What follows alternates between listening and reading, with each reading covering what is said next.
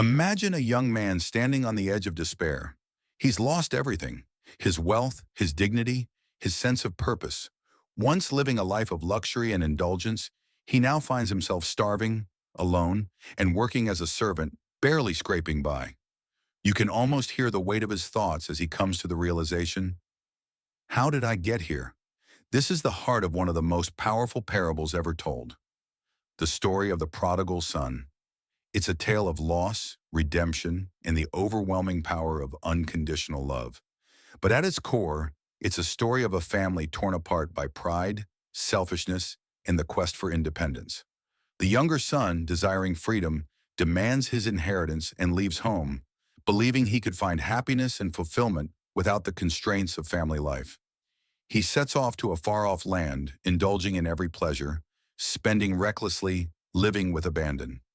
For a time, it feels like he's on top of the world, but soon enough, everything slips away.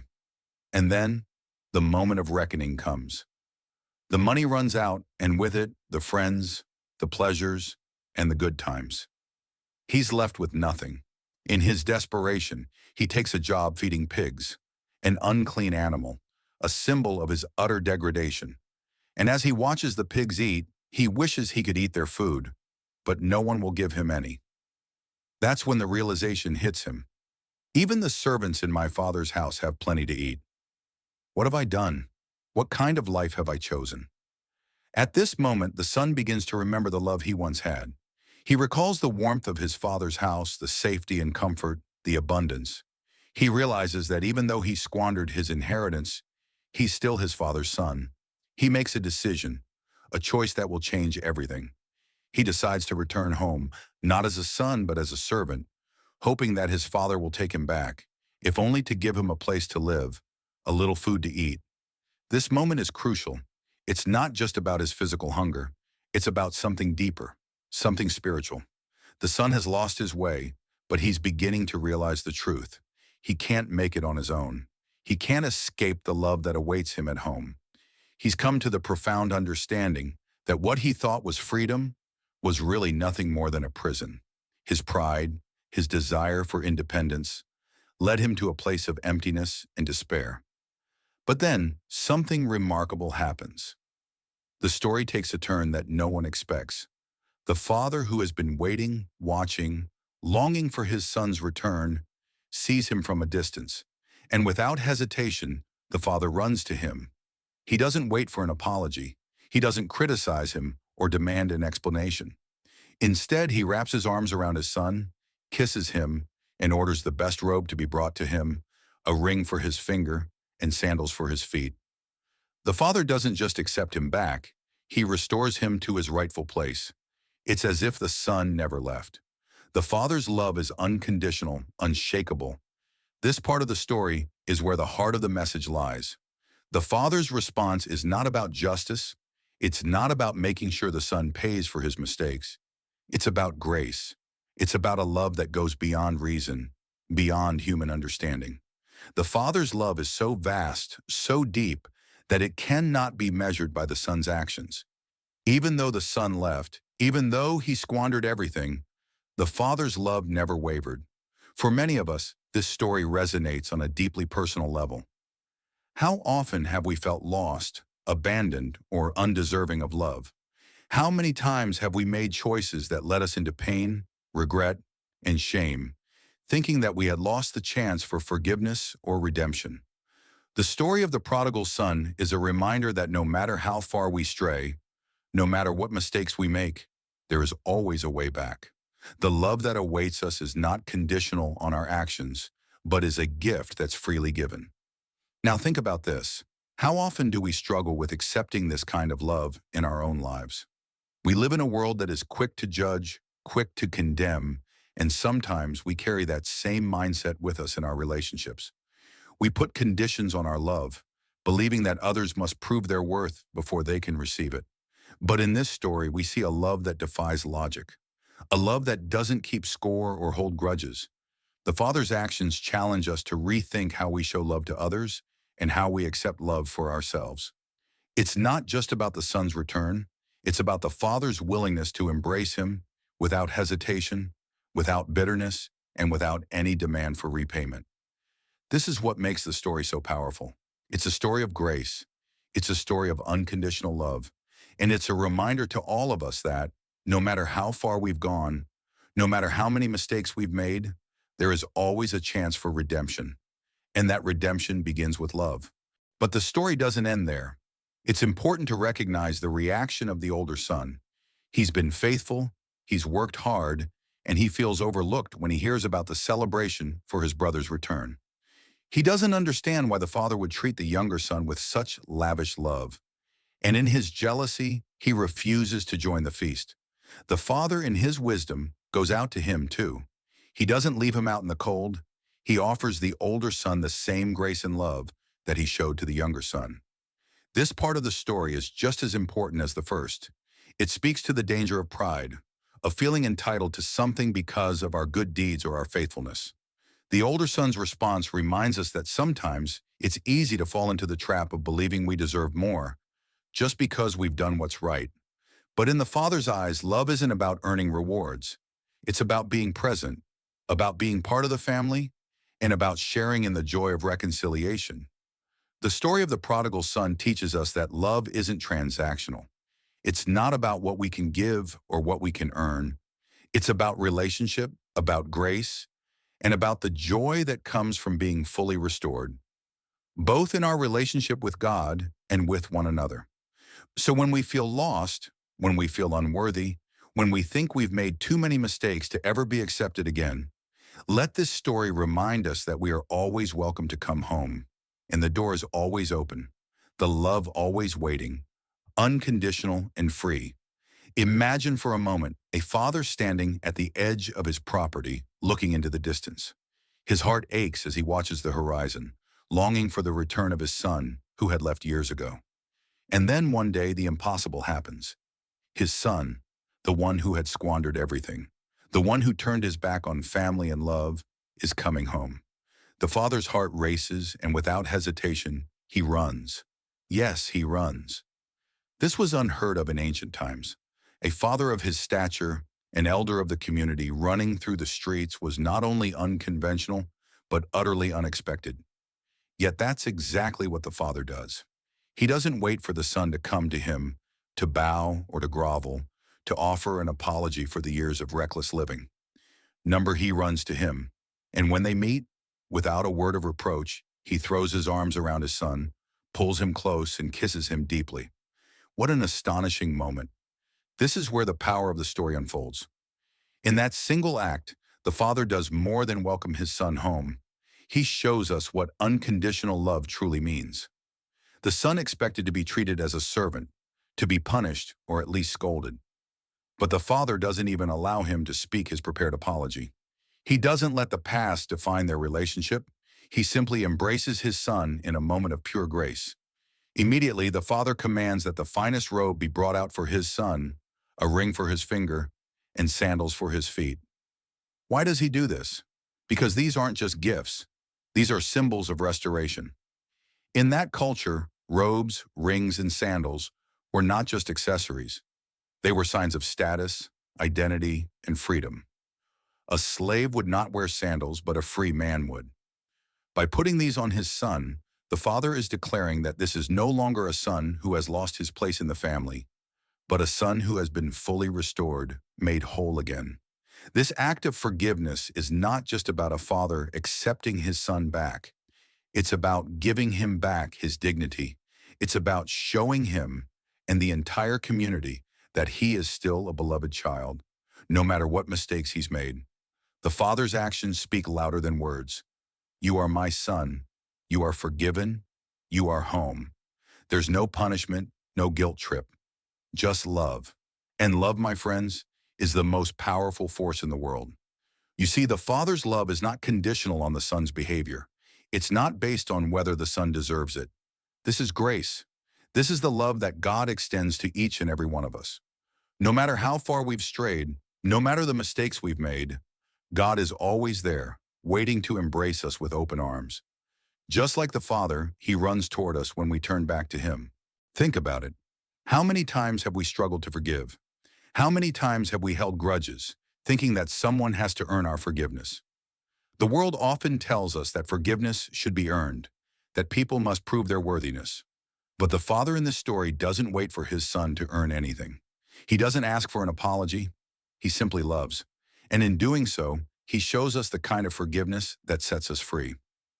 Let's bring this closer to home. We all have moments when we've been hurt, betrayed, or let down by someone we love. We often feel like the wrongdoer should be the one to make the first move, to admit their wrongs before we can forgive them. But the Father teaches us something radical. Forgiveness is not about waiting for the other person to change. It's about choosing to let go of the hurt, choosing to embrace love over resentment. Forgiveness is a gift we give to ourselves as much as to the other person. And here's the incredible part. The Father's forgiveness doesn't end with the Son's return. No, he goes above and beyond. He prepares a feast. He throws a celebration. He wants everyone to know that his Son has returned, not as a servant, but as a son. And that, my friends, is the true essence of grace. It's not just about letting someone back into your life. It's about celebrating their return, making them feel valued, cherished, and worthy again. This story isn't just about a son coming home. It's about the overwhelming power of unconditional love and forgiveness. It's about how love can restore what was broken, heal wounds that we thought were beyond repair, and bring people back from the brink of despair. The Father's actions don't just restore his son's position in the family, they restore his very soul. Imagine if we all embraced this kind of forgiveness. Imagine if, instead of holding on to grudges and letting anger fester, we chose to forgive like the Father. What would our relationships look like? What would our communities look like? What would the world look like if we let go of judgment and embraced each other with unconditional love? This story is not just a tale from the Bible. It's a reminder of the love that is available to all of us. The love that never gives up, never fails, and never runs dry. The love that is always there, waiting for us to come home, no matter how far we've gone. And when we choose to extend that same love to others, when we forgive as we've been forgiven, we become part of something far greater than ourselves. We become a reflection of the grace and love that the Father showed his Son. We become a source of healing, of restoration, and of hope in a world that desperately needs it. So today, think about the people in your life who may need your forgiveness. Think about the moments when you've been hurt and ask yourself, am I willing to let go of the past? Am I willing to offer grace? The story of the prodigal son invites us to embrace the power of unconditional love and forgiveness, not just for others, but for ourselves as well. Because in the end, we're all in need of a father's love, and it's always there, waiting for us to come home. Imagine standing in the shadow of all that you've worked for, the long hours, the sacrifice, the dedication. You've done everything right, stayed loyal, followed the rules. And yet, when you hear of someone else being celebrated for their mistakes, you feel overlooked, underappreciated. This is exactly what happens with the older son in the story of the prodigal son. Here's the twist. Despite all his good deeds, the older son cannot understand why his father is lavishing love and celebration on the younger son, the one who wasted his inheritance. He feels betrayed. I've been here all along, doing everything right, and you've never thrown me a party, he exclaims. The older son's feelings reflect something many of us experience in life, the belief that love and appreciation must be earned. We tend to think that the more we do for someone, the more they should value us. But the truth is, love cannot be measured by how much we work, how much we sacrifice, or how many rules we follow. It's not a transaction. The older son was doing everything he thought he should, but he missed the point entirely. His loyalty was not an exchange for rewards. It was a reflection of his relationship with his father, who loved him all along. How often do we find ourselves in similar situations? We do everything we think is expected of us, whether at work, in our families, or in our friendships. And yet, when we don't receive the recognition we feel we deserve, we begin to question our worth. This mindset is dangerous because it turns love into a commodity. We start to believe that love must come with conditions, that it must be earned through our actions or our successes. But true love, just like the Father's, is not based on what we do. It is a gift given freely and unconditionally. Think about a time when you felt underappreciated, like the older son. Maybe you worked tirelessly on a project at work, only to see someone else, who didn't put in the same effort, receive the praise you thought was yours. Or perhaps you've been in a relationship where you gave so much, but never felt fully valued. It's easy to feel frustrated, even resentful. But these feelings stem from the belief that love and appreciation should be earned. And that's a mindset that keeps us stuck. The older son's mistake was in seeing his relationship with his father as a business transaction, a give and take rather than a bond of love. He believed his actions should have earned him something, but what he failed to see was that his father's love for him was never in question. It was always there, waiting for him to understand it wasn't about what he did, but about who he was, his father's son, beloved and accepted.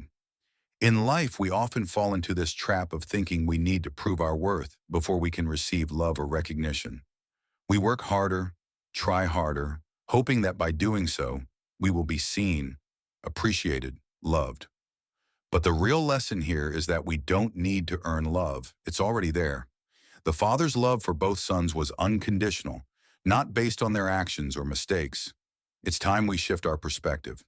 Just like the father in the story, we need to understand that love isn't something to be earned. It's a gift that's freely given, just as it is. And when we understand this, we can begin to appreciate the relationships we have without trying to calculate how much we should receive in return. Only then can we experience the true freedom and joy that comes with unconditional love for ourselves and for others. Imagine this for a moment. A father who has just welcomed home his son after all the mistakes, the rebellion, and the waste. But now he faces a different challenge. His other son, the one who stayed home, the one who followed all the rules, is filled with resentment. He can't understand why the father is celebrating the return of the son who wasted everything. But here's the twist. The father doesn't just forgive the younger son, he also turns to the older son, inviting him to change the way he sees love and forgiveness. The father's love is not conditional. It's not based on actions, not a trade, not something we have to earn. It is a love given freely. This is the central message of the story. Love that doesn't require proving your worth. And that's what the father wanted the older son to see. He wasn't trying to prove who was better, but rather he was trying to restore the family. He wanted to show that love, in its purest form, is about forgiveness and acceptance. It's about healing broken relationships, not keeping score. This moment in the story teaches us an invaluable lesson.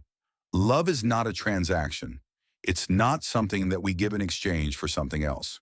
So often we think love is about what we do, that we have to work hard, sacrifice, and follow all the rules to be worthy of love.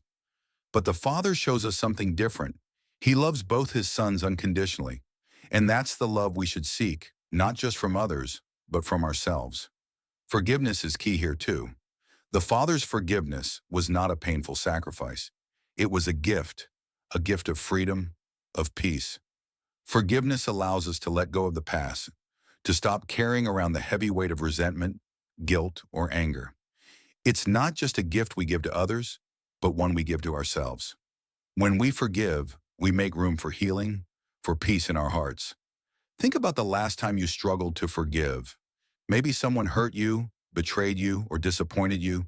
The temptation is to hold on to that hurt, to let it define your relationship with that person. But forgiveness is freedom. It's the key to restoring peace, to letting go of the past so you can move forward. When we forgive, we're not excusing the wrong. We're choosing to release the grip of the past so we can embrace the future with a lighter heart. The Father's call to the older son to come into the feast is a call to all of us. It's an invitation to see love and forgiveness differently, to embrace the freedom that comes with releasing our expectations and letting go of resentment. This story shows us that true love is not transactional. It's about grace, healing, and restoration. It's about sharing joy, not in who deserves it, but in who is willing to return, to come back home. And just like that, when we understand love in its truest form, we find peace, we find freedom, and we find the ability to share that love with others.